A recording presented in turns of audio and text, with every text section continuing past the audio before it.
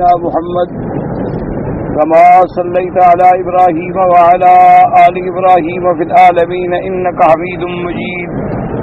قال الله تبارك وتعالى في كلامه المجيد: أعوذ بالله من الشيطان الرجيم. بسم الله الرحمن الرحيم. وقالوا مهما تأتنا به من آية لتسحرنا بها فما نحن لك بمؤمنين. فأرسلنا عليهم الطوفان والجراد والقمل والضفادع والدم آيات مفصلات فاستكبروا وكانوا قوما مجرمين. ولما وقع عليهم الرجز قالوا يا موسى ادع لنا ربك بما عهد عندك لئن كشفت عنا الرجز لنؤمنن لك ولنرسلن معك بني إسرائيل. فلما كشفنا عنهم الرجز إلى أجل هم بالغوه إذا هم ينكثون. قال المؤلف والمفسر رحمه الله تعالى: أدام النفع بعلومه وعلومكم في الدارين آمين. إلى أن قال: هذا إخبار من الله عز وجل عن تمرد قوم فرعون وعتوهم وإنادهم للحق وإصرارهم على الباطل في قولهم مهما تأتنا به من آية لتسحرنا بها فما نحن لك بمؤمنين. يقولون أي آية جئتنا بها ودلالة وحجة أقمتها رددناها فلا نقبلها منك ولا نؤمن بك ولا بما جئت به.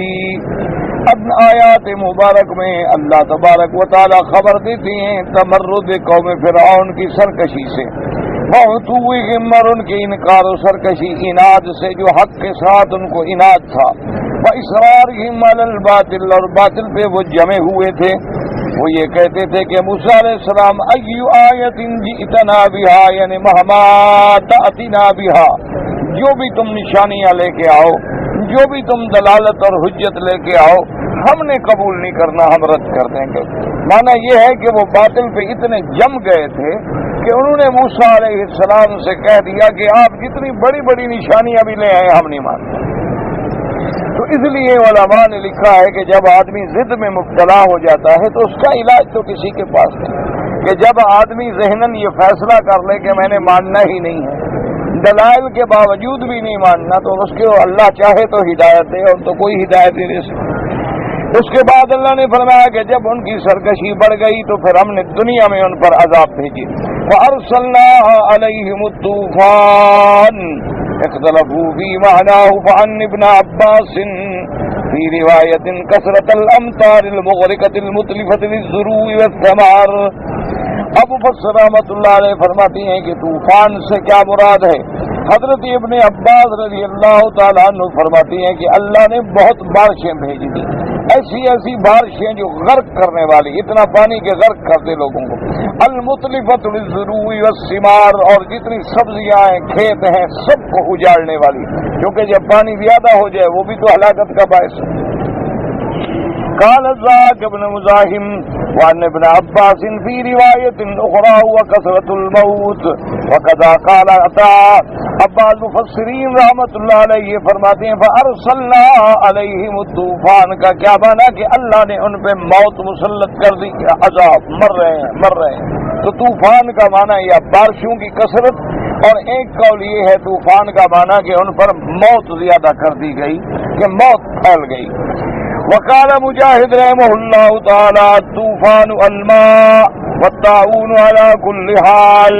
حضرت مجاہد رحمۃ اللہ علیہ فرماتی ہیں کہ طوفان کا معنی یہ ہے کہ اللہ نے ان پہ پانی بھیجا یا ان میں طاعون کی بیماری پیدا کر دی، اور تاکہ ہزاروں آدمی ایک منٹ میں مر جائیں، تو وہ بھی تو ایک طوفان ہے.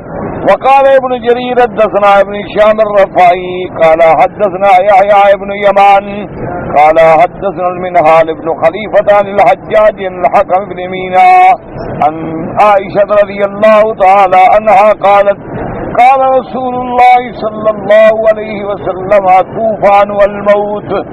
ایک روایت یہ بھی آئی ہے کہ طوفان سے مراد جو ہے موت ہے. اصل میں بات یہ ہوتی ہے کہ جو چیز زیادہ کثرت میں آ جائے تو اس پر طوفان کا اطلاق ہوتا ہے. پانی حد سے بڑھ گیا، طوفان ہے جیسے نوح علیہ السلام کے زمانے میں آیا۔ اسی طرح ہواؤں کے طوفان، اسی طرح موت کا طوفان، اسی طرح تباہی اور بربادی کے طوفان۔ تو یہ لفظ ایسا عام ہے کہ تمام ہلاکتوں پر مشتمل ہے۔ اس لیے بعض مفسرین نے یہ ترجمہ فرمایا، اور آج بھی محاورے میں یہی کہتے ہیں کہ اگر بہت زیادہ ہوائیں چل پڑیں تو کہتے ہیں جی طوفانی ہوائیں آ گئی، اگر بہت زیادہ پانی آ جائے تو کہتے ہیں جی دریاؤں میں طوفان طغیانی آ گئی، اگر کوئی بہت زیادہ بیماریاں اور ہلاکتیں پھیل جائیں کہتے ہیں جی اس دفعہ تو پتہ نہیں بیماریوں کا کوئی طوفان آ گیا۔ تو یہ لفظ جو ہے کثرت عذاب کے لیے استعمال ہوتا ہے۔ اب ایک حدیث مبارک میں بھی آ گیا، لیکن یہ حدیث غریب ہے۔ وَقَدَا رَوَاهُ ابن مردوى من حديث يحيى ابن يمان به وهو حديث غريب وقال ابن عباس رضي الله تعالى عنه في رواية أخرى هو أمر من الله طاف بهم ثم قرأ فطاف عليها طائف من ربك وهم نائمون۔ اور ایک قول حضرت ابن عباس کا یہ ہے کہ طوفان سے مراد یہ ہے کہ اللہ کی طرف سے ان پہ کوئی عذاب آیا، جیسے کہ دوسری آیت میں ہے کہ وطاف علیہا طائف، کہ پھرنے والا ان پہ پھرا، یعنی اللہ نے کوئی فرشتہ عذاب کا بھیجا اور ہلاک و برباد کر دیا۔ تو ایک قول حضرت ابن عباس رضی اللہ تعالی عنہ کا یہ بھی ہے۔ وَأَمَّا الْجَرَادُ فَمَعْرُوفٌ مَشْهُورٌ وَهُوَ مَعْقُولٌ لِمَا ثَبَتَ فِي الصَّحِيحَيْنِ عن أبي يعفور قال سألت عبد الله بن أبي أوفى رضي الله تعالى عنه عن الجراد فقال غزونا مع رسول الله صلى الله عليه وسلم 7 غزوات نأكل الجراد۔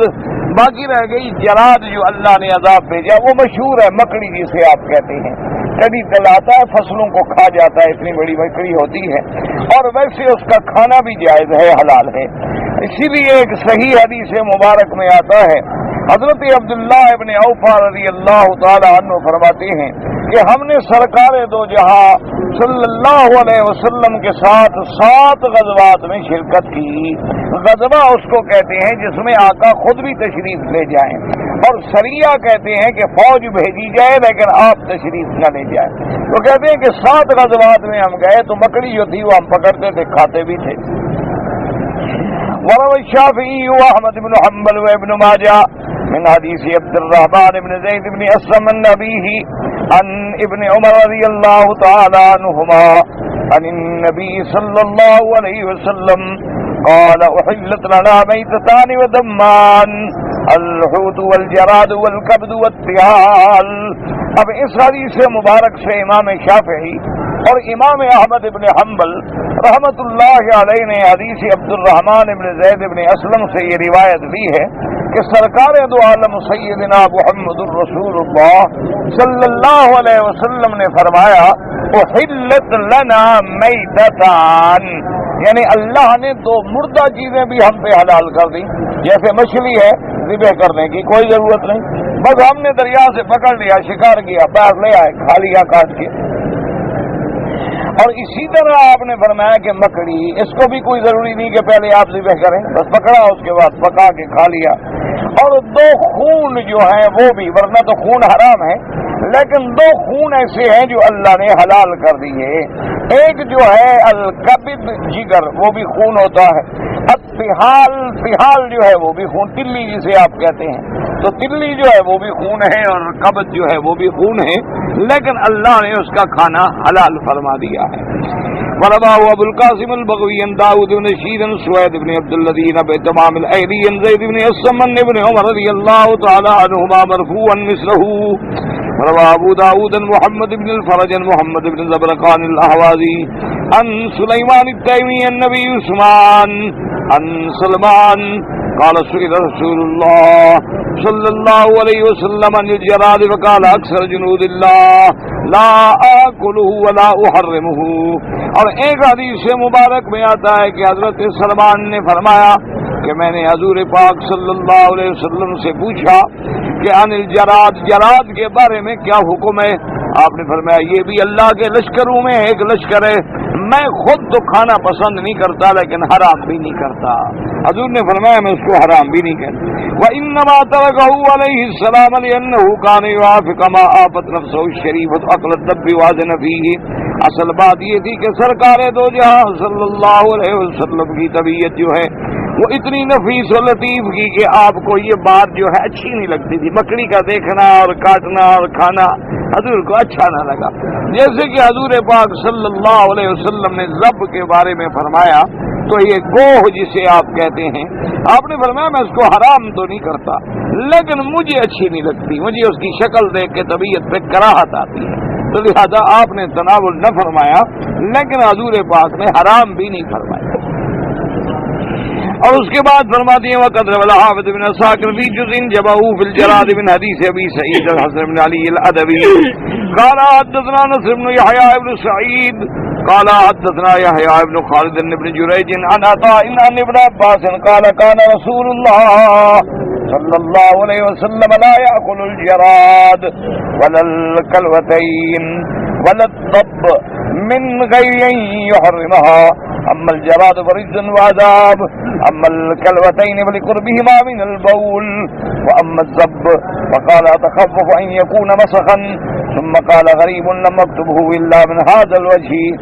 اب ایک روایت میں یہ بھی آتا ہے کہ سرکار دو جہاں صلی اللہ علیہ وسلم لا یاکل الجراد, آپ خود مکڑی نہیں کھاتے تھے, ولل کلوتین, اور یہ گردے, کلوا کہتے ہیں کلا سے, گردے جو ہے حضور یہ بھی نہیں کھاتے تھے, اور والضب اور گوہ جو ہے حضور یہ بھی نہیں کھاتے تھے. اس کی وجہ یہ آپ نے فرمایا میں ان کو حرام تو نہیں کرتا, یہ حرام تو نہیں ہے لیکن میں نہیں کھاتا. وجہ یہ ہے کہ ام الجراد فرج وعذاب, کہ مکڑی جو ہے اس کو اللہ نے فرمایا کہ یہ عذاب ہے, تو جب یہ اللہ کا عذاب ہے تو میں پسند نہیں کرتا. وَأَمَّا الْكِلْوَتَانِ, اور گردے جو ہیں چونکہ ان میں پیشاب بنتا ہے, فَلِقُرْبِهِمَا مِنَ الْبَوْلِ, چونکہ پیشاب کے قریب یہ چیز ہے اس لیے مجھے اس سے بھی کراہت ہے. وَأَمَّا الضَّبُّ, اور گوہ جو ہے فرمایا مجھے خوف ہے کہ کہیں اللہ کی مخلوق ایسی تو نہیں جن پہ عذاب آیا اور گوہ بنا دی گئی, اس لیے میں اس کو بھی پسند نہیں کرتا لیکن حرام بھی نہیں فرمایا حضور پاک صلی اللہ علیہ وسلم. قال غریب, فرمایا یہ سند غریب غرابت ہے اس کے اندر. وقت کان امیر المؤمنین عمر بن الخطاب رضی اللہ تعالی عنہ یشتہیہ ویحبہ, حضرت عمر بن الخطاب رضی اللہ تعالی عنہ جو ہے وہ ذب کھاتے تھے اور پسند بھی کرتے تھے. فرما عبداللہ بن دینار ابن عمر رضی اللہ تعالی عنہما ان عمر سئل عن الجراد فقال رأيت ان عندنا منه كفعة انه كفعتين نأكله. اب جناب ایک روایت میں آتا ہے حضرت ابن عمر سے پوچھا گیا کہ انہوں نے پوچھا کہ حضرت عمر سے کہ مکڑی کے بارے میں آپ کی کیا رائے ہے. آپ نے فرمایا اگر میرے پاس ایک لگن بھی ہوتا نا, کفا تباک بھی ہوتا تو ہم کھاتے ہیں, ہم پسند کرتے ہیں, ہم تو اس کو حرام نہیں سمجھتے. وروى ابن ماجه حدثنا احمد بن سفيان بن عيينة بن سعيد بن البرزبان البقال سمع انس بن مالك يقول كان ازواج النبي صلى الله عليه وسلم يتحادين الجراد على الاطباق. اب فرماتی ہیں کہ میں نے حضرت انس بن مالک سے بھی سنا کہ حضور صلی اللہ علیہ وسلم کی بیویاں جو ہے وہ طبق یعنی تھال میں بھر کے ہدیہ بھی بھیجتی تھیں. اگر مکڑی کہیں سے آ جاتی تو ایک دوسری بیوی کے گھر میں ہدیہ بھی بھیجا جاتا. وقال ابو القاسم البغوی حدثنا داؤد بن رشید قال حدثنا بقية بن الوليد عن يحيى بن يزيد الكعنبي حدثني أبي عن صدي بن عجلان عن أبي أمامة قال قال رسول الله صلى الله عليه وسلم مريم ابنة عمران عليه السلام سألت ربها عز وجل أن يطعمها لحما لا دم له فأطعمها الجراد فقالت اللهم عيش بغير زائن وتابع بينه بغير شياء. اب جناب ایک روایت میں یہ بھی آتا ہے کہ بی بی مریم بنت عمران علیہ السلام نے اللہ سے سوال کیا کہ یا اللہ مجھے کوئی ایسا گوشت کھلائیں, گوشت ہو لیکن اس میں خون نہ ہو. تو اللہ تبارک و تعالی نے آپ کے لیے مکڑی پیدا فرما کے آپ کو عطا فرمائی, تو اس کے اندر گوشت ہوتا ہے لیکن خون نہیں ہوتا. فقالت اللهم اعشه بغیر رضاء, پھر بی بی نے دعا کی کہ یا اللہ اس مکڑی کو بغیر کسی دودھ پلانے والی کے اس کو زندہ رکھ، یعنی اس کو بڑھا دے، یہ کسی کے دودھ پینے کی محتاج نہ۔ اچھا ہوتی بھی ایسے، پیدا ہوتی ہے تو بس پیدا ہوتی چلی جاتی ہے، اور اس کے بعد یہ جو ہے ایسے چلے کہ آواز بھی نہ ہو، تابع بینہ بغیر شیاء قال نمیر الشیاء والصوت۔ وقال ابو بکر بن ابی داؤد حدثنا ابو بکر الشام بن الملك المزني قال حدثنا بقية بن الوليد قال حدثنا اسماعيل ابن عياش زمزم بن زرة شريح بن عبيد بن ابي زهير النميري قال قال رسول الله صلى الله عليه وسلم لا تقاتل الجراد فإنه جند الله الأعظم۔ اس روایت میں آیا حضور نے فرمایا کہ اس کو نہ مارا کرو، یہ اللہ کا لشکر ہے، لیکن یہ غریب، ساری روایات غریب ہیں، یہ قابل حجت نہیں۔ مفسر محدث رحمہ اللہ تعالی ایسی روایات کو ذکر کر دیتے ہیں کہ طالب العلم کو معلومات ہو جائے، فائدہ ہو جائے، ورنہ یہ سند جو ہے سب کی سب غریب ہیں اور کوئی بھی قابل حجت نہیں۔ اب اس کے بعد فرماتے وقال ابن ابی نجیح عن مجاہد فی قوله تبارک وتعالی فارسلنا علیہم الطوفان والجراد قال كانت تاكل مساوير ابوابهم وتدع الخشب۔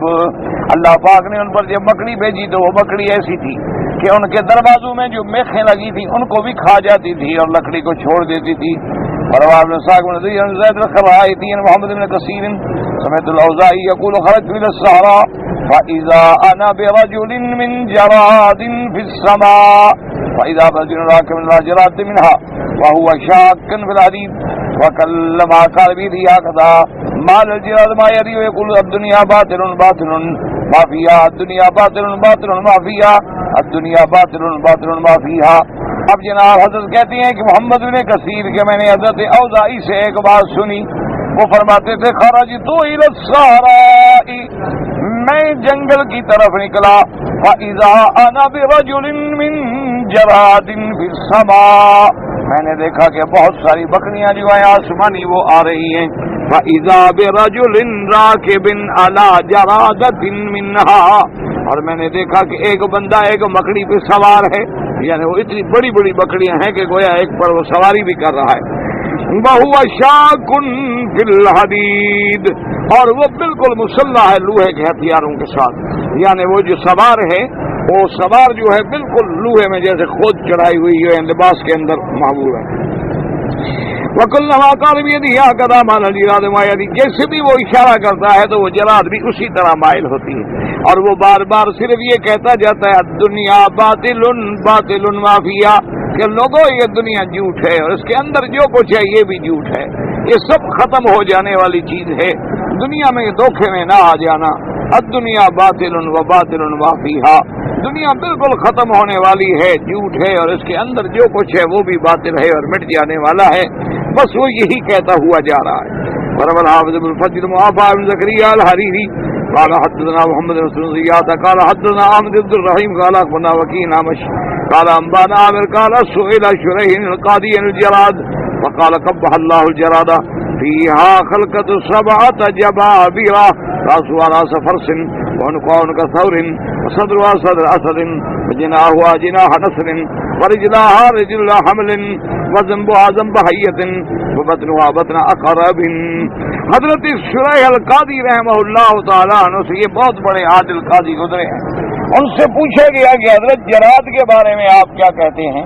تو آپ نے فرمایا اللہ اس کو ہلاک کرے، برباد کرے، کہ اس میں 7 جبابرہ کی شکل ہے، 7 جبار مخلوقوں کی شکل ہے۔ لوگ حیران کہنے لگے اس کے سر پہ غور کرو تو راس و راس فرسن، اس کے سر پہ غور کرو تو معلوم ہوتا ہے گھوڑے کا سر ہے، اور گردن پہ غور کرو تو معلوم ہوتا ہے کہ کسی بیل کی گردن ہے، اور سینے پہ غور کرو تو معلوم ہوگا کہ شیر کا سینہ ہے، اور اس کے پروں پہ غور کرو تو معلوم ہوگا کہ باز اور شاہین کے پر ہیں، اور اس کے پاؤں پہ غور کرو تو معلوم ہوگا کہ اونٹ کے پاؤں ہیں، اور اس کے بعد فرمایا کہ اس کے دم، اس کا جو دم ہے اس کے غور کرو تو معلوم ہوگا کہ جیسے سانپ کی دم ہوتی ہے۔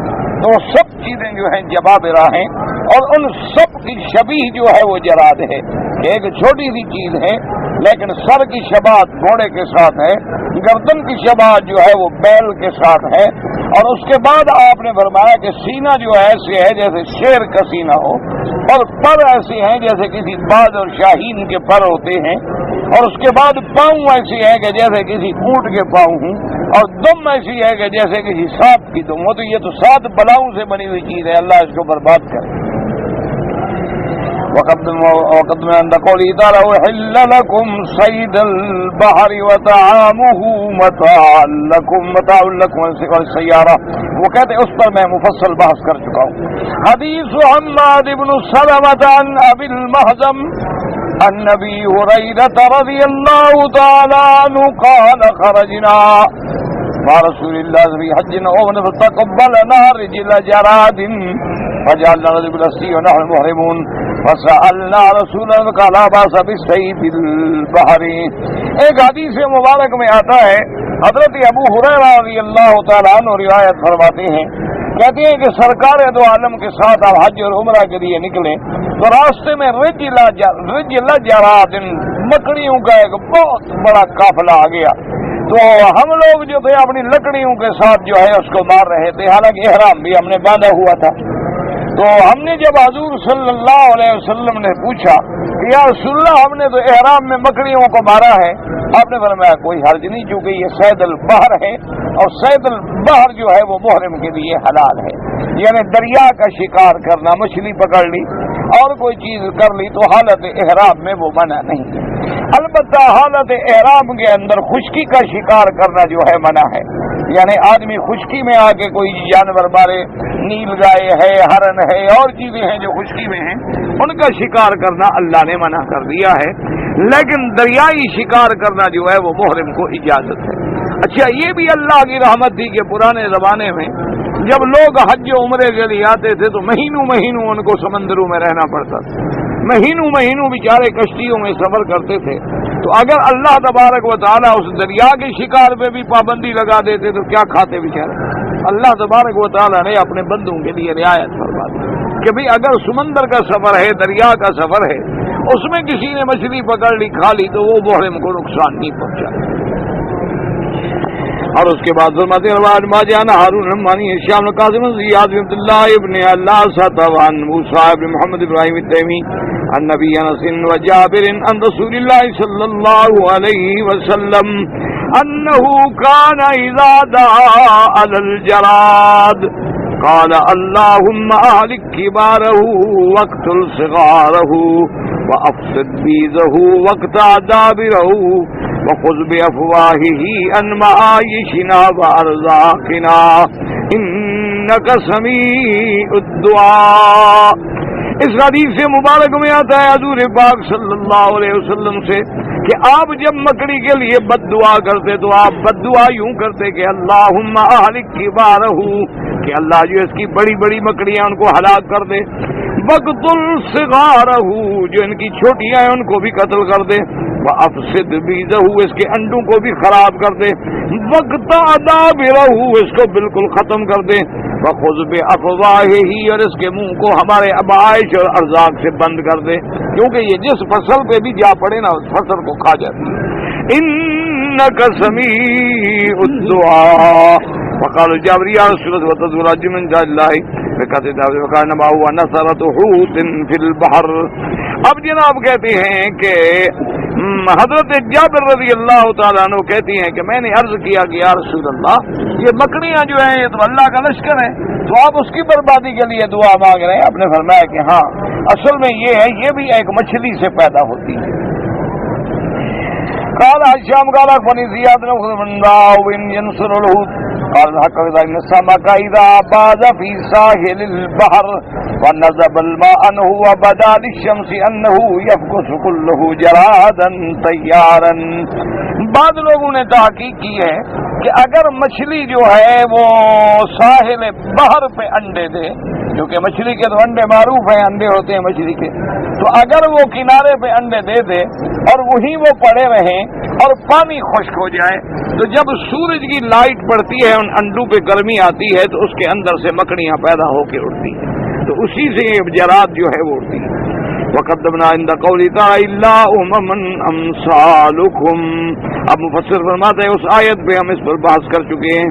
حدیث عمر رضی اللہ تعالی ان اللہ خلق الف امت 600 فی البحر و400 فی البر وان ابلوا اهلاكنا الجراد. حضرت عمر رضی اللہ تعالیٰ عنہ فرماتے ہیں کہ اللہ تبارک و تعالیٰ نے 1000 امت پیدا کی، یعنی 1000 مخلوق پیدا فرمائی. ان میں سے 600 مخلوق تو صرف دریاؤں کی ہے. دریاؤں کے اندر اتنی مخلوق ہے کہ 600 اقسام ہیں اس کے، اور 400 جو ہیں وہ خشکی میں. اور یہ بھی آپ نے فرمایا کہ اللہ اپنی مخلوق میں سے سب سے پہلے جو ہے مکڑی کو ختم فرمائیں گے. کہ مکڑی کا ختم کرنا جو ہے یہ بھی علامت قیامت ہے. اس کے بعد جو ہے دنیا ختم ہو جائے گی. حضرت عمر رضی اللہ تعالیٰ عنہ جب لوگ باہر سے آتے تو پوچھتے تھے بھی تم نے مکڑی دیکھی ہے؟ تو وہ کہتے کہ ہاں جناب دیکھی تھی. کہتے بھی ابھی قیامت کو دیر ہے، کیونکہ سب سے پہلے جو اللہ اپنی مخلوق کو ختم کریں گے تو یہی مکڑی ہوگی.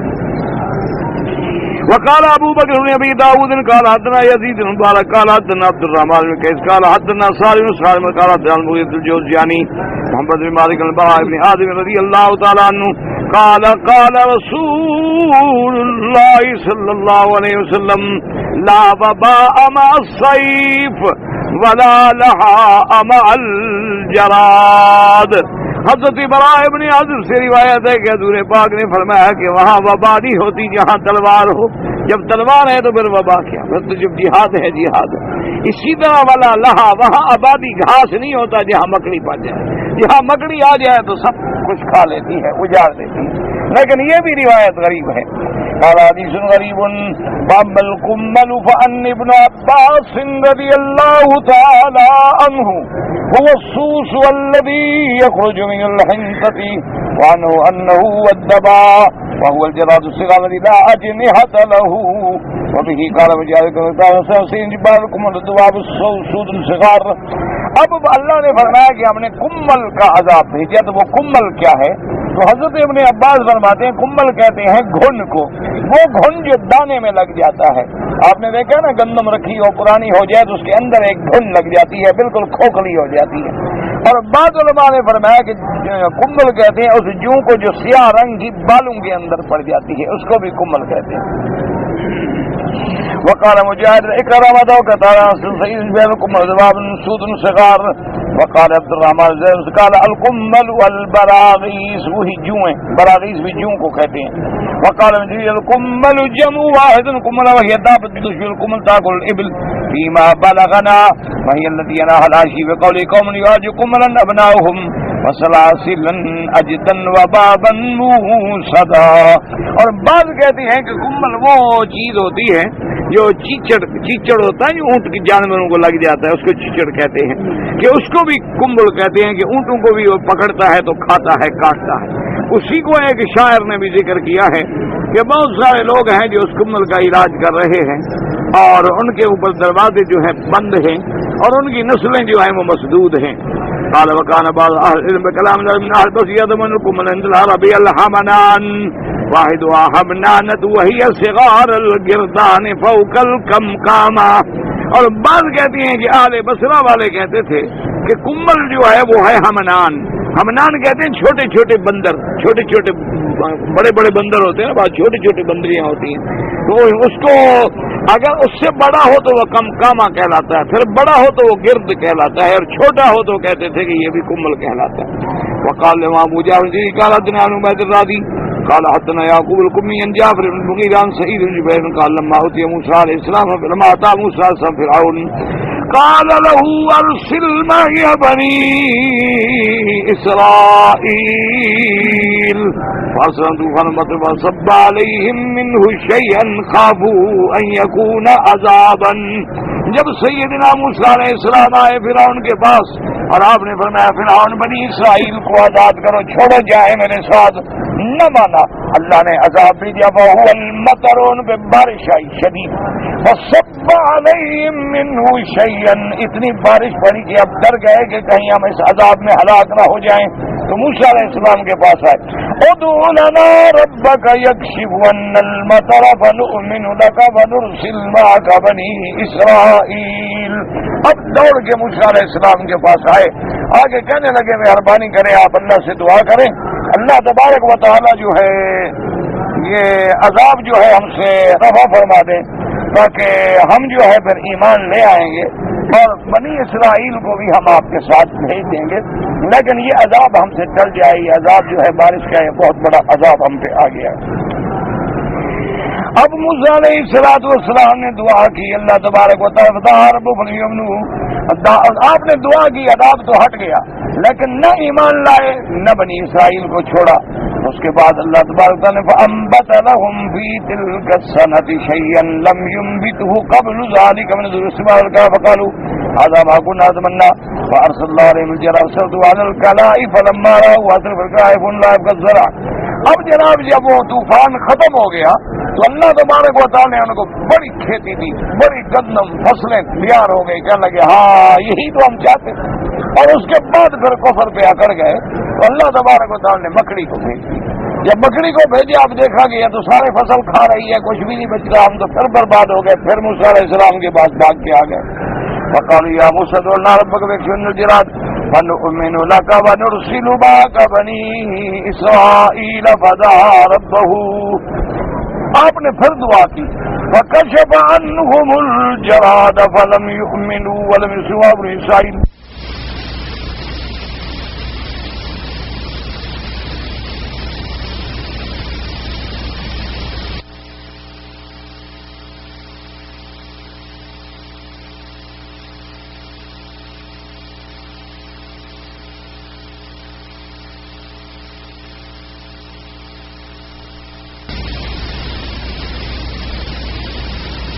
اللہ نے وہ عذاب بھی رفع فرما دیا، پھر بھی وہ بدبخت ایمان نہ لے آئے، بلکہ انہوں نے یہ کیا کہ اپنے گندم وغیرہ کو صاف کر کے گھروں کے اندر محفوظ کر دیا کہ بھئی اب ہمارے پاس اتنا ذخیرہ ہے کہ اب ہم بھوکے نہیں مر سکتے۔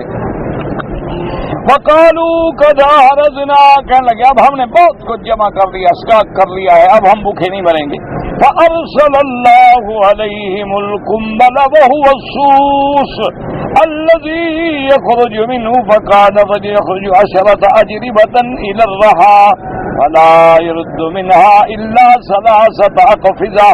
اب اللہ تبارک و تعالیٰ نے کمبل مسلط کر دی، کمبل کا معنی وہ گھن مسلط ہو گئی دانوں میں۔ اب وہ جناب 10 بوریاں بھر کے لے جاتا تو جب پیستے تو 3 بوریاں بھی نہ نکلتی، اندر سے سارا سوس جو تھا وہ کھا جاتا۔ اب پھر گھبرا گئے، کہنے لگے یا موسیٰ ادع لنا ربک یکشف عنا الکمل ونؤمن لک ونرسل معک بنی اسرائیل۔ انہوں نے کہا حضرت آپ پھر دعا کریں اللہ اس عذاب سے چھڑا دے تو ہم ایمان لائیں گے۔ فدعا ربہ فکشف عنہم، آپ نے دعا کی اللہ نے وہ عذاب ہٹا دیا۔ فأبوا أن يرسلوا معه بني إسرائيل فبينما وجد فرعون سمع نفيق ضفدع فقال بما تكلم قومك من هذا فقال وما عسى أن يكون كيد هذا وما أبصرت كان يرسل هذا كريم ضفادع ويهم أن يتكلم فيصف الضفدع في فيه۔ اب جناب کہتی ہیں کہ فبینہ ہوا جالس عند فرعون، فرعون کے پاس بیٹھے تھے کہ آواز آئی ضفدع کہتے ہیں مینڈک کی آواز، نکی کہتے ہیں مینڈک کی آواز کو۔ جب آئی تو آپ نے فرعون سے کہا کہ اچھا تم اور تمہاری قوم جو ہے دیکھو یہ کیا ہے، انہوں نے کچھ بھی نہیں۔ لیکن جب شام ہوئی تو نتیجہ یہ نکلا کہ ایسے جو بندہ بیٹھا ہوتا تھا نا تو اتنے مینڈک ہو جاتے کہ یہاں تک آ جاتے، اب وہ بات کرنے کی کوشش کرتا تو وہ منہ کے اندر چلے جاتا۔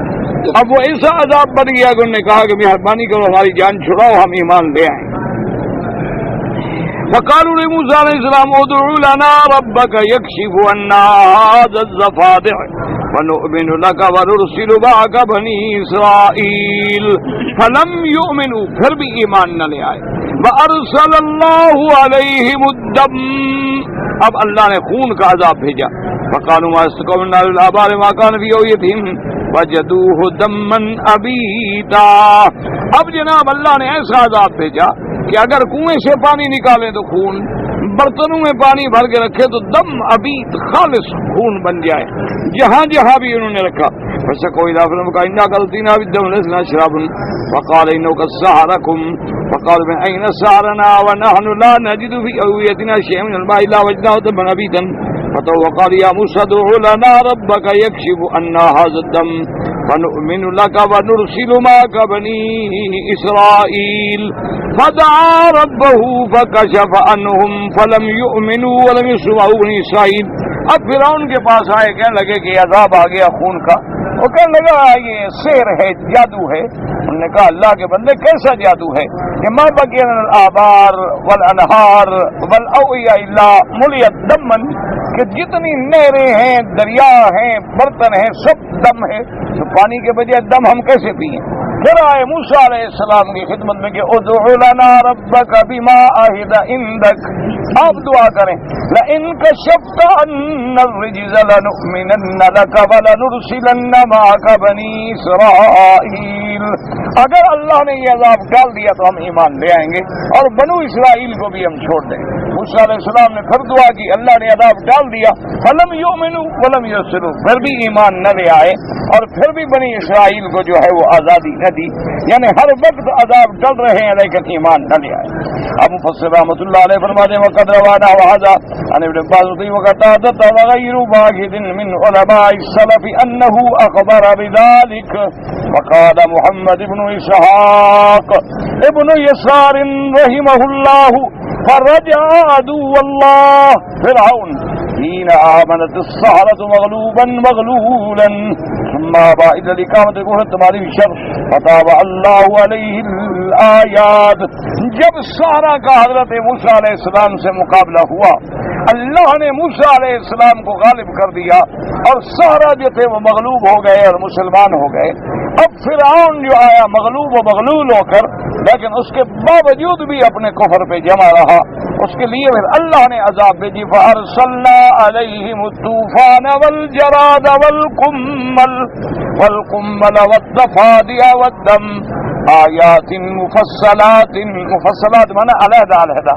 ہر عذاب جو آتا تھا 3 ہفتے کے لیے پھر مہلت ملتی، پھر عذاب آ جاتا، پھر مہلت ملتی، پھر عذاب آ جاتا. اللہ نے فرمایا فاخذوا بالسنین والصالح، طوفان قحط آ گئی، ثم الجراد ثم القمل ثم الضفادع ثم الدم آیات مفصلات فارسل الطوفان وهو الماء ففاض على وجه الارض. پہلے تو پانی کا عذاب آیا، اس کے بعد پانی ٹھہر گیا. لا يقدرون يا رسول الله يعملوا شيئا جاهدوا جوعا. اب پانی کھڑا ہے تو کریں کیا، کہاں کاشت کریں، پانی میں تو کاشت نہیں ہوتی. اس کے بعد آگے قالوا يا موسى ادع لنا ربك بما عهد عندك فإن كشفت عنا الرجز لنؤمنن لك ولنرسلن معك بني إسرائيل. فدعا موسى ربه فكشف عنهم فلم يفوا له بشيء مما قالوا وارسل الله عليهم الجراد فأكل الشيء ما بلغني حتى ان كان يأكل مصابيح الأبواب. اللہ نے جراد مسلط کیا، وہ سب کھا گئی، حتیٰ کہ دروازے میں جو لوہے کے مسمار ہوتے تھے نا میخیں، ان کو بھی کھا لیتی تھی. حتیٰ تقادور موسیٰ کے مکان ان کے گر گئے. فقالوا بسم ما قالوا داروا فكشف عنهم ولم يفوا بشيء مما قالوا فأرسل الله عليهم القمل. فذكر لي أن موسى أمر أن يمشي إلى كثيب حتى يضربه بعصاه فمشي إلى كثيب أهيل عظيم فضربه بها فانسال عليهم قملا حتى غلب على البيوت والأطعمة ومنعهم النوم والقرار. اللہ تبارک و تعالی یہ بھی روایت میں آتا ہے موسیٰ علیہ السلام کو حکم دیا کہ آپ چلیں فلاں ٹیلے پر. موسیٰ علیہ السلام جب اس ٹیلے پر آئے، ایک بہت بڑا ریت کا ٹیلا تھا، حکم ملا کہ اس کے اوپر مارو اپنا عصا. تو آپ نے جب عصا مارا تو وہیں سے پھر وہ کمبل نکلے، وہ جوں اور وہ سوز جو تھے وہ نکلے اور ان پہ ایسے غالب آئے کہ اب جناب ان کے گھروں میں ان کے کھانے میں ہر بلا میں کمبل ہے، حتیٰ کہ پھر نہ ان کو نیند آئے، نہ قرار آئے، نہ کھانا ملے. جب تنگ ہو گئے تو قالوا میں سما قالوا لو داروا وكشف عنهم من يقولوا بشيء مما قالوا فأرسل الله عليهم الضفادع فملأت البيوت والأطعمة والآنية فلا يكشف أحدا صوبا ولا طعاما إلا وجد فيه الضفادع قد غلبت عليه. پھر اللہ نے ان پہ مینڈک کا عذاب بھیجا، ان کے گھروں کے اندر، کھانے کی چیزوں کے اندر، برتنوں کے اندر، ہر جگہ زفادے مینڈک ہی مینڈک. کوئی برتن اٹھاتے، کپڑا اٹھاتے کہ مینڈک بھرے ہوئے ہیں. پھر آگے فلما جاءهم ذلك قالوا له مثل ما قالوا فسأل ربه فكشف عنهم فلم يفوا بشيء ما قالوا فأرسل الله عليهم دما صالبا على فرعون دما لا يستقون من بئر ولا نهر ولا يغترفون من إناء إلا عاد دما أبيتا. اب اللہ نے آل فرعون کے تمام کنویں جو تھے اور تمام نہریں جو تھی سب کے سب خون کے بھر گئے، حتیٰ کہ اگر وہ ایسے ہاتھ میں پانی لیتے وہ بھی خون بن جاتا۔ اللہ تبارک و تعالیٰ کا یہ عذاب آیا۔ قال وقال نبی حاتم حدثنا احمد بن منصور المروزی قال انبانا نضر بن انبانا اسرائیل قال انبانا جابر بن کرمۃ عن عبید اللہ قال لا تقتلوا الضفادع فانها لما ارسلت على قوم فرعون انطلق ضفدع منها فوقع في تنور فيه نار يتبع ذلك مزات فأبدلهن الله من هذا أبرد شيء يعلمه من الماء فجعل نكيكهن التصبيح۔ اس لیے ایک روایت میں یہ بھی آتا ہے، حضرت عبداللہ ابن عمر فرماتے ہیں کہ بھی مینڈک جو ہے ان کو نہ مارا کرو، کیونکہ جب یہ قوم فرعون کے پاس آئے تو ایک مینڈک جو تھا وہ تندور میں گرا، اس نے اللہ سے معافی مانگی، اللہ سے رضا مانگی، تو اللہ نے ان کو آگ کے بجائے پانی عطا فرما دیا کہ تم پانی میں زندہ رہو گے۔ تو انہوں نے فرمایا کہ اس کی آواز جو ہے گویا یہ بھی تسبیح ہے، کیونکہ اصل میں تو ہر چیز جو ہے وہ اللہ کی تسبیح کرتی ہے۔ وَإِن مِّن شَيْءٍ إِلَّا يُسَبِّحُ بِحَمْدِهِ، کوئی چیز اللہ نے ایسی پیدا نہیں فرمائی مگر وہ اللہ کی تسبیح کہتی ہے، اس لیے فرمایا کہ ان کو نہیں مارنا چاہیے۔ وروا من طریقے کے بعض نحو قاضی یعنی بالدم الرعاف روا نبی حاتم، اور بعض علماء نے یہ بھی لکھا ہے کہ ان پر جو خون کا عذاب آیا تھا وہ معنی یہ تھا کہ نقشیلیں پھوٹ پڑی کہ ہر وقت خون بہتا تھا۔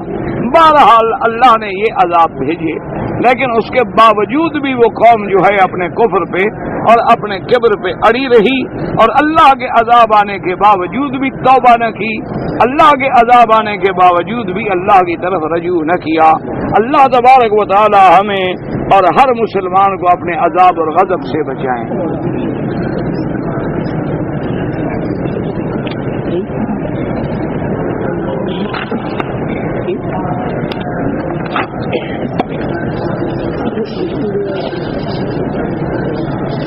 میں نے کل عرض کر دیا تھا کہ ائمہ کرام جو ہیں، ائمہ اربعہ یعنی امام ابو حنیفہ رحمۃ اللہ علیہ، امام احمد بن حنبل، امام شافعی، امام مالک رحمۃ اللہ علیہم اجمعین، اللہ کی ان پہ کروڑوں رحمتیں ہوں، ان سب کا مرجع اصلی جو ہے وہ کیا ہے؟ کتاب اللہ اور سنت رسول اللہ۔ باقی ہر امام کو اللہ نے ایک فہم عطا فرمایا۔ اب دیکھیں نا، قرآن تو سب پڑھتے تھے، لیکن جو بات حضرت سیدنا ابو بکر صدیق کو سمجھ آئی وہ لاکھوں صحابہ میں کسی کو سمجھ نہیں آئی۔ اب فہم قرآن جو ہے جو اللہ نے حضرت ابن عباس کو عطا فرمائی وہ اور کسی صحابی کو نہیں ملی۔ یعنی جب آیت اتری الیوم اکملت لکم دینکم واتممت علیکم نعمتی ورضیت لکم الاسلام دینا، فبکا ابو بکر رونے لگ گئے۔ صحابہ آئے، انہوں نے کہا حضرت یہ خوش ہونے والی بات ہے کہ رونے والی بات ہے؟ انہوں نے کہا تمہیں پتہ نہیں ہے، اس آیت میں اشارہ ہے قرب وفات رسول اللہ صلی اللہ علیہ وسلم کہ اب معلوم یہ ہوتا ہے کہ ہمارے محبوب کے جانے کے دن قریب آ گئے، کہ اللہ نے جب دین مکمل کر دیا، نعمت پوری ہو گئی تو حضور کا کام تو مکمل ہو گیا، تو لہذا حضور کے جانے کے دن آ رہے ہیں۔ تو یہ بات سیدنا صدیق کو سمجھ آئی اور کسی صحابی کو سمجھ نہ آئی۔ تو اسی طرح یاد رکھے کہ حدیث رسول عربی صلی اللہ علیہ وسلم اس کے سمجھنے کے لیے اللہ نے سب کو عقل عطا فرمایا۔ تو کسی امام نے اپنی فہم سے اس سے کئی موتی نکالے، دوسرے امام نے اس کو اپنے فہم کے مطابق کئی موتی نکالے، لیکن سب کا مرجع اصلی جو ہے وہ حدیث رسول اللہ ہے۔ افسوس ہمارے ہاں یہ ہوتا ہے کہ آج ہم لوگ نہ علم میں ان کا مقابلہ کر سکتے ہیں، نہ تقوی میں ان کا مقابلہ کر سکتے ہیں، نہ باعتبار زمانے کے ان کا مقابلہ کر سکتے ہیں، محض پر بنا جہالت، بغض، عناد ائمہ کے خلاف غلط باتیں کرتے رہتے ہیں۔ تو یہ ہماری بدنصیبی کی بات ہے۔ اللہ تبارک و تعالی تمام ائمہ پہ کروڑوں رحمتیں نازل فرمائے۔ اور کبھی یہ بھی ہوتا ہے کہ ایک صحابی نے حدیث سنی اور وہ یمن پہنچ گئے، واپس ہی نہیں آئے، تو اس کے بعد جو حکم جاری ہوا اس بیچارے کو تو ملا ہی نہیں، تو وہ جو حدیث سن گیا وہی سناتے چلے گئے اور وہی آگے دنیا میں پھیلی۔ اس کے بعد جو حکم آیا تو دوسرے صحابی نے پھر اس کو پیش کیا، اس وجہ سے بھی بعض اوقات اختلافات ہو جاتے ہیں، اور بعض اوقات یہ ہوتا ہے کہ ایک حدیث مبارک ایک امام کو نہیں پہنچ سکی، اور بعض اوقات ایک لفظ ہوتا ہے اس سے کئی معانی ہوتے ہیں۔ اسی لیے حضرت امام ابو حنیفہ رحمۃ اللہ علیہ سب سے پہلے قرآن کو عمل نظر فرماتے ہیں، اس کے بعد حدیث رسول اللہ صلی اللہ علیہ وسلم، اور حدیث رسول اللہ میں بھی پھر یہ دیکھتے ہیں کہ خلفائے راشدین نے کیا سمجھا ہے، ابو بکر، عمر، عثمان و علی نے کیا سمجھا ہے۔ اس کے بعد یہ دیکھتے ہیں کہ عشرہ مبشرہ جن کو جنت کی بشارت ملی، ان 10 صحابہ نے اس حدیث کے بارے میں کیا کہا ہے۔ اس کے بعد نظر فرماتی ہیں کہ اصحاب بدر نے اس حدیث کے بارے میں کیا کہا ہے۔ اتنی احتیاط کے باوجود پھر بھی اختلاف ہوتا ہے، اور وہ اختلاف جو ہے دشمنی پہ مبنی نہیں ہوتا، اور وہ اختلاف جو ہے ایک دوسرے کو کافر بنانے پہ مبنی نہیں ہوتا، وہ اختلاف جو ہے اختلاف فہم ہے، اختلاف رائے ہے۔ اس کے باوجود بھی سب ائمہ ایک دوسرے کا ادب و احترام کرتے ہیں رحمت اللہ علیہم اجمعین۔ اللہ تبارک و تعالی تمام پہ اپنی کروڑوں رحمتیں نازل فرمائے۔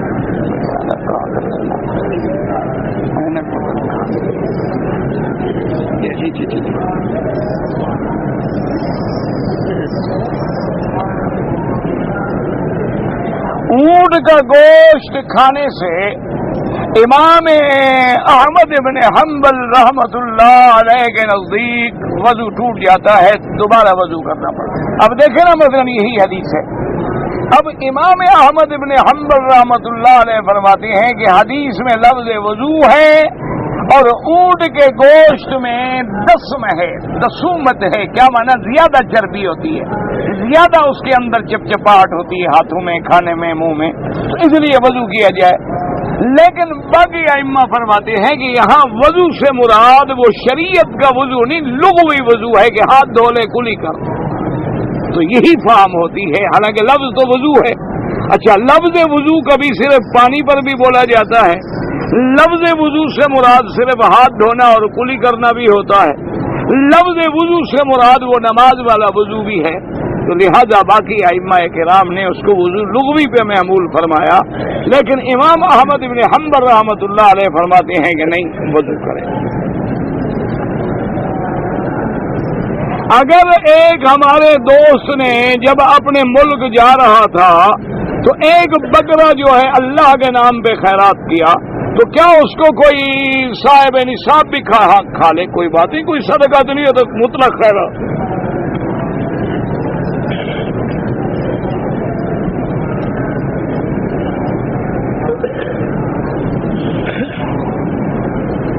یہ مسائل جو ہے نا جی، آپ کے خون مبارک کے یا آپ کے فضلات مبارک کے، یہ روایات تو ضعیف ہیں، یعنی ان احادیث میں ملتے ہیں جو احادیث باعتبار سند کے ذوق سے خالی نہیں ہیں، کہ حضور کا ایک صحابی نے خون نکلا تو پی لیا، اسی طرح ایک بی بی نے پیشاب ڈالنے کے بجائے پی لیا۔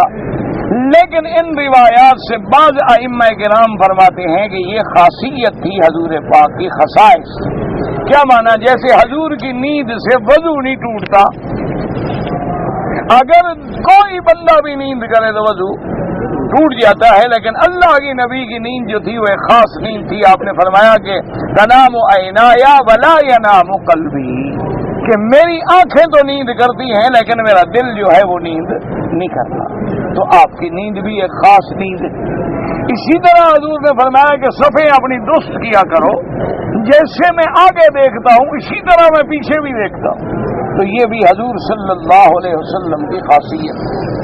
اسی طرح جیسے کہ پسینہ ہے، ہر انسان کے پسینے میں اور عرق میں رائحہ قریہ ہے، لیکن حضور صلی اللہ علیہ وسلم کا عرق مبارک جو ہے وہ طیب بھی ہے، اور ایسا اس میں خوشبو ہوتی تھی کہ دنیا کی کوئی مسک و عنبر بھی مقابلہ نہیں کر سکتے، تو یہ بھی حضور صلی اللہ علیہ وسلم کی خاصیت ہے۔ اسی طرح بعض روایات میں آتا ہے کہ حضور پاک اگر قضاء حاجت کے لیے کسی جگہ بیٹھے تو وہ زمین فوراً اس چیز کو کھا لیتی تھی، اس چیز کو زہر باقی نہیں چھوڑتی تھی۔ تو اس لیے بہرحال بعض ائمہ کرام ان چیزوں کو خصائص نبی صلی اللہ علیہ وسلم پہ محمول فرماتے ہیں کہ یہ حضور کے خصائص ہیں اور دنیا کے لیے ان کا کوئی حکم نہیں، جو حرام ہے وہ حرام ہے اور جو حلال ہے وہ حلال ہے۔ اور بعض ائمہ فرماتے ہیں کہ چونکہ روایات اس درجہ شیعت کو نہیں پہنچی کہ حجت بن سکے۔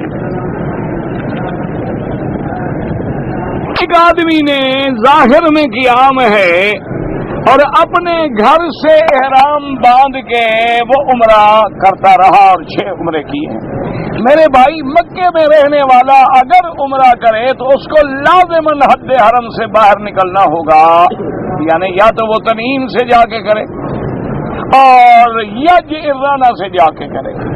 گھر سے احرام باندھنا جو ہے صرف حج والوں کے لیے ہے کہ جب مکے والے حج کے لیے نکلیں گے تو اپنے اپنے گھر سے احرام باندھیں گے۔ اسی طرح جو حاجی مکے میں آ کے ٹھہر جاتے ہیں، اب جب حج کے لیے احرام باندھیں گے تو اپنے گھر سے باندھیں گے، ان کو باہر جانے کی ضرورت نہیں۔ لیکن اگر کسی مکے والے نے عمرہ کرنا ہے اور وہ حدود حرم کے اندر رہتا ہے تو اس کے لیے لازم ہے کہ وہ حد حرم سے باہر نکلے، چاہے وہ تنعیم کی طرف نکل جائے، عرفات کی طرف نکل جائے، جعرانہ کی طرف نکل جائے، جدہ کی طرف نکل جائے، لیس کی طرف نکل جائے، اپنے گھر سے احرام باندھ کے عمرہ نہ کرے۔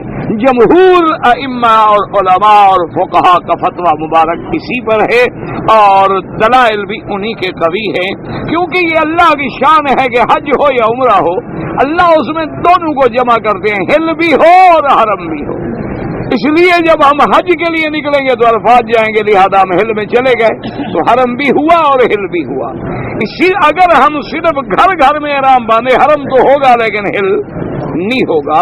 اس لیے بہرحال جمہور ائمہ کے نزدیک آپ کے یہ عمرے غلط ہیں، آپ کو عمرہ جب بھی کرنا ہو باہر سے کریں۔ فدیہ وغیرہ نہیں ہے، بس آپ نے غلطی کی۔ جی میں اپنے کمپنی کے کام کے سلسلے میں الخبر سے مکہ مکرمہ آیا اور میرا عمرہ کرنے کا کوئی ارادہ نہیں تھا، کمپنی کا کام تھا۔ بہرحال آپ پر دم نہیں پڑے گی، لیکن امام ابو حنیفہ رحمۃ اللہ علیہ اجازت نہیں دیتے۔ وہ فرماتے ہیں کسی کام کے لیے آؤ، میقات تو تم گزر کے آ رہے ہو، الا وہ آدمی جو روزانہ جاتا ہے، مثلا ایک ڈرائیور ہے روز طائف جاتا ہے تو روز تو عمرہ نہیں کر سکتا۔ ایک کمپنی کا ملازم ہے روزانہ طائف جاتا ہے، شام کو مکے واپس آ جاتا ہے، اس کے لیے تو کہتے ہیں جائز ہے کیونکہ وہ مجبور ہے، اب روزانہ عمرہ کیسے کرے۔ لیکن اگر کبھی کبھی آتا ہے تو وہ کہتے ہیں چاہے کام سے آئے، چاہے کمپنی کا کام ہے، دوست کو ملنا ہے، لازماً احرام باندھ کے۔ باقی ائمہ کرام فرماتے ہیں کہ اگر عمرے کی نیت نہیں ہے تو کوئی دم شم نہیں پڑے گی۔ اگر عمرے کی نیت تھی اور احرام نہیں باندھا تو سب کے نزدیک عمرہ بھی دوبارہ کرے اور دم بھی ادا کرے۔ اچھا، تم نے خود لکھا ہے اپنے سوال میں کہ 2 دن کے بعد تم نے مسجد تنعیم سے عمرہ کیا، تمہاری عمرے کی تو نیت نہیں تھی، پھر کیوں عمرہ کیا؟ تم تو کام کے لیے آئے تھے، تو اس کا مطلب ہے کہ تمہارے دل میں عمرے کا ارادہ تھا، لیکن تم نے چونکہ احرام چھوڑ دیا تھا، اب اس کمی کو یہاں سے پورا کر رہے ہو، تو پھر ایک بکری بطور دم بھی دینی ہوگی، یا تو اسی وقت لوٹ کے عمرہ کر لو، عمرہ قضا کر لو، ہو گیا کوئی دم نہیں۔ یعنی ایک آدمی نے احرام نہیں باندھا، آ گیا، پھر جا کے اس نے عمرہ کر لیا، کوئی بات نہیں۔ لیکن اگر وہ کئی دن چھوڑ دے اور بعد میں خیال آئے تو پھر احناف کے نزدیک دم ہے، باقی ائمہ کے نزدیک کوئی دم نہیں۔ مکہ المکرمہ مدینہ منورہ زیارت کے لیے گیا اور بغیر احرام، صاف بات ہے جب زیارت کے لیے گئے تو آپ کو احرام باندھنا ضروری تھا۔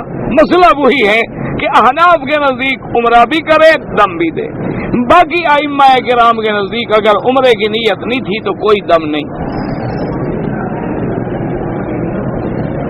جی کہ اگر ایک جوتا ہے اس میں چمڑا ہے اندر لگا ہوا خنزیر کا، اندر ہو یا باہر ہو پلید ہے، وہ کبھی پاک نہیں ہوتا، اس کا استعمال حرام۔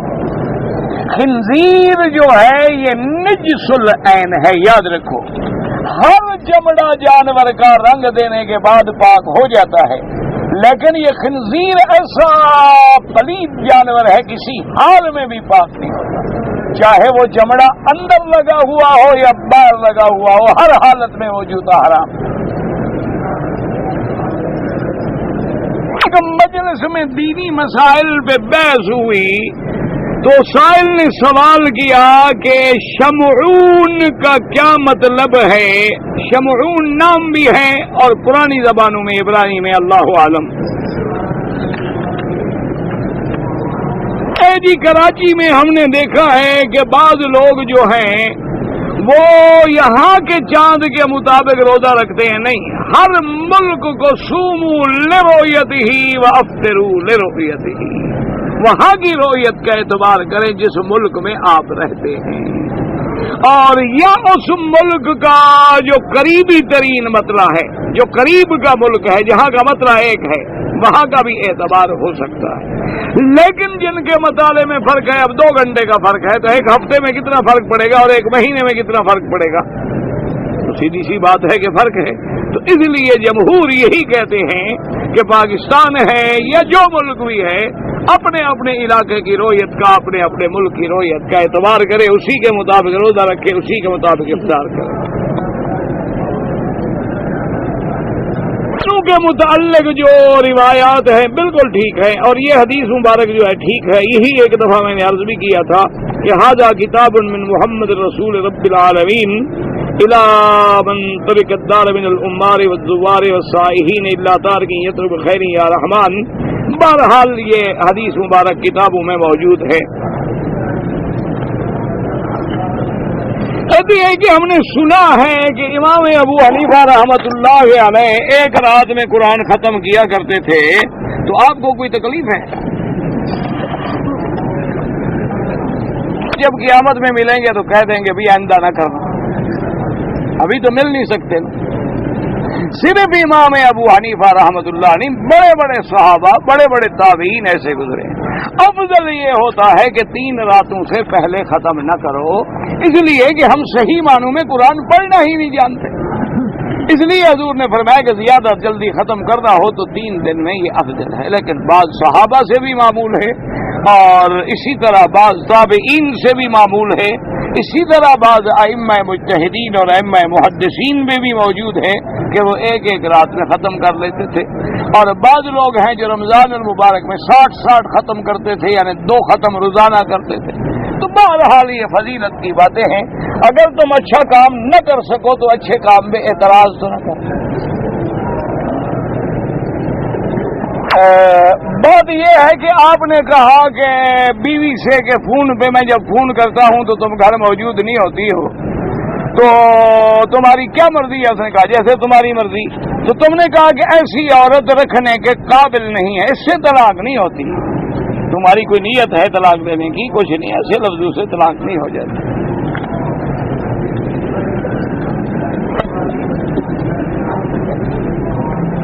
ایک آدمی کی عمر جو ہے تقریباً 75 سال ہو گئی ہے، اور بیچارے کے بیماری کی وجہ سے حافظہ اتنا کمزور ہے کہ جب نماز پڑھتے ہیں تو پتہ ہی نہیں لگتا کہ فاتحہ پڑھی ہے نہیں پڑھی ہے، 1 رکعت پڑھی ہے 2 پڑھی ہے، تسبیح پڑھی ہے نہیں پڑھی، یہ حال ہو گیا ہے۔ تو بہرحال کوشش کر کے فرض ادا کریں، فرض ادا کرنے کی کوشش کریں، جیسے بھی ہے، غلطی ہے صحیح ہے، اللہ قبول فرمائے۔ میں نے اپنی بچی کا نام اریبا، پتہ نہیں اریبا کیا ہوتا ہے، اس کا کیا نام تم نے رکھا ہے تو مطلب کا مجھے کیا پتا، جس نے نام رکھا ہے تو مطلب کے بغیر نام رکھ دیا تھا۔ میں نے تو آپ سے ہی لفظ سنا ہے اریبا، پتہ نہیں کیا ہوتا ہے اریبا۔ عقیقے کا گوشت اگر ماں باپ بھی کھا لیں کوئی حرج نہیں، دوست بھی کھائیں، ماں باپ بھی کھائیں، غریب ہمسائے بھی کھائیں۔ عقیقے میں بچے کے بال کتروانا، 7ویں دن سر کے بال اتاریں اور نام رکھیں، اور 2 بکرے یا 2 دمبے عقیقے کے ذبح کریں۔ کا سہارا، پتہ نہیں سہارا کیا ہوتا ہے بھائی، کا وقت کب ٹائم سے شروع ہوتا ہے پتہ نہیں۔ اچھا سحر اسحار سے، تہجد کا وقت، جب تہجد کا وقت ہے یہی اسحار کا وقت ہے۔ بندوق سے شکار کیا ہوا پر جانور جو ہے وہ حلال نہیں ہوتا. لازم ہوتا ہے کہ تیر اس کے اندر جائے, چوٹ نہ لگے. بندوق کی جو گولی یا شراب چوٹ مار کے اندر چیز, یعنی وہ زخم نہیں کرتا, چوٹ مار کے پھاڑتا ہے. ایک ہوتا ہے زخم کرنا, جیسے چھری مارے آپ. ایک ہوتا ہے کہ ڈنڈا مارے, جب بھی چمڑا تو پھٹ جائے گا نا, لیکن دونوں میں فرق ہے.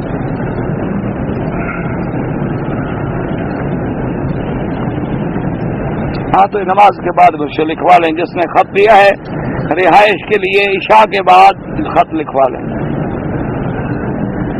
میں نے اپنی بیوی کو طلاق دے دی ہے, لیکن میری بیوی یہاں نہیں تھی, تو ہو گیا کام, پتہ ہو گیا.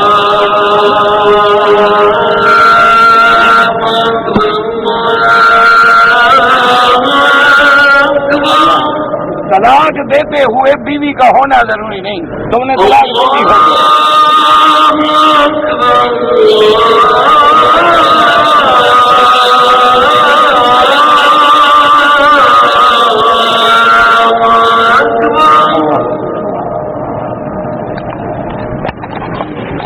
عشاء کی نماز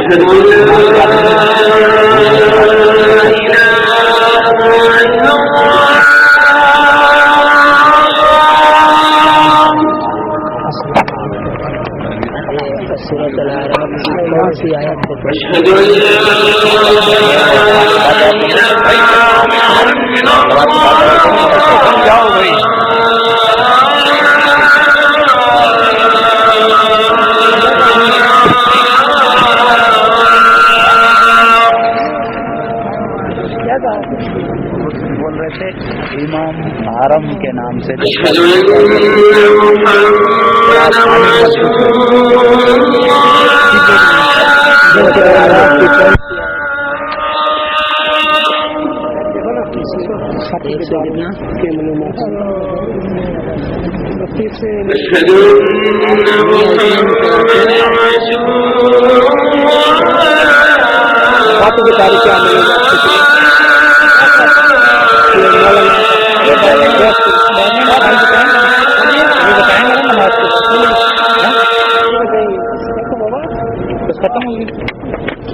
خط بعد میں جب آیا نا